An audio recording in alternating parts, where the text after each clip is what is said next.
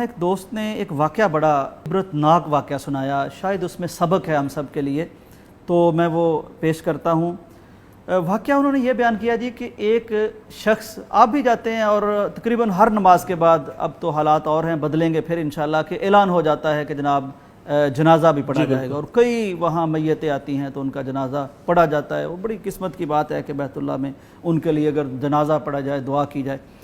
کہتے ہیں کہ ایک شخص کو، وہ قریبی کہیں کام کرتا تھا، فوت ہو گیا، اس کا بھی جنازہ لے آئے تو، لیکن جب وہ چارپائی پہ رکھتے تھے تو وہ گر جاتی تھی چارپائی۔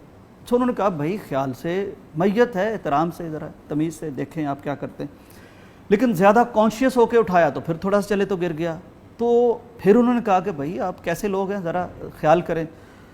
الغرض قصہ کوتاہ کہ کرتے کرتے گرتا ہی رہا، میت گرتی ہی رہی، یہاں تک کہ وہ وہاں پہنچ بھی گئے تو میت نہیں ٹکتی تھی۔ انہوں نے کہا یہ ہمارے ساتھ کبھی ایسا ہوا نہیں، مطلب کئی میتیں آتی ہیں، لوگ فوت ہوتے ہیں۔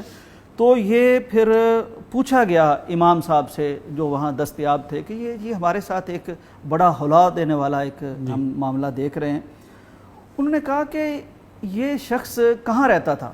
انہوں نے کہا جی یہیں قریب ہی مزدوری کرتا تھا، یا جو بھی اس کا کام تھا تو حرم کے پاس۔ انہوں نے کہا کسی نے کبھی اس کو حرم میں دیکھا ہے؟ اب وہ سوچ میں پڑ گئے۔